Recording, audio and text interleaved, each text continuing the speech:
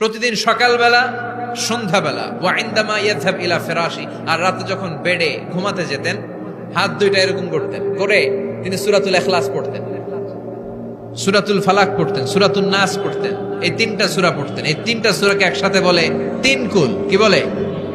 কুল আস-সালাসা। কারণ এই তিনটা সূরার শুরুতে কুল আছে না নাই? তিন কুল পড়ে বিশ্বনবী হাতের মধ্যে ফু দিতেন। ফু দিয়ে মাথা থেকে শুরু করে মুছতে মুছতে মুছতে মুছতে পা পর্যন্ত মুছতেন, হাত মুছতেন, সারা দেহের যতটুকু সম্ভব বিশ্বনবী সারা দেহের মধ্যে এই তিন কুল পড়া হাত দুইটা দিয়ে সারা দেহের মধ্যে বিশ্বনবী হাত বুলিয়ে দিতেন, মেসেজ করে দিতেন সুবহানাল্লাহ। সকালে, সন্ধ্যায়, আর রাতের বেলা বিছানায় গেলে। এটা protection from all the bad আইস। যত হিংসুক চক্ষু আছে, যত ভূত প্রেতনি আর শয়তানের অনিষ্ট আছে, সব থেকে আপনাকে রক্ষা করবে কে? এজন্য প্রতিদিন এগুলো পড়বেন।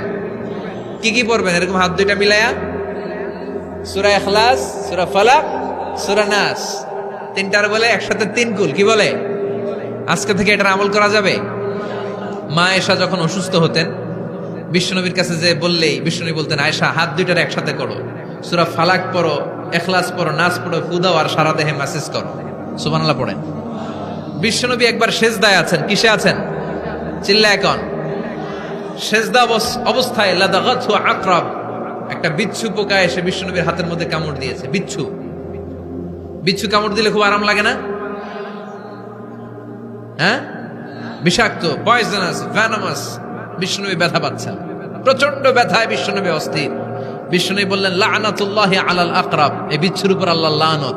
এটা মুসল্লিও চিনে না, নবীও চিনে না, কোন জায়গায় কামড় দিতে হবে এটাও জানে না, কিন্তু কামড় দিয়েছে, ব্যথায় কাতরাচ্ছে। বিশ্বনবী বললেন, লবণের পানি গরম দাও, আঙ্গুলের উপরে ঢালো।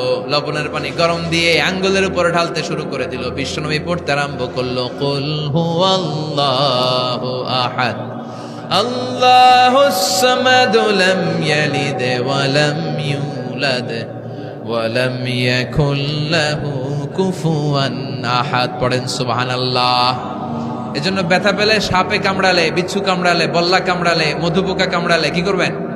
সূরা ইখলাস, সূরা ফালাক, সূরা নাস। আবার বলেন, সূরা ইখলাস, সূরা ফালাক, সূরা পড়ে ফু দিবেন। আর রাত্রেবেলা, সকালবেলা ঘুমোতে যাওয়ার আগে হাতের মধ্যে ফুল দিয়ে সারা দেহে মেসেজ। মনে থাকবে না? মাহফিল শেষ, ওয়াজও শেষ, মনে থাকবে তো?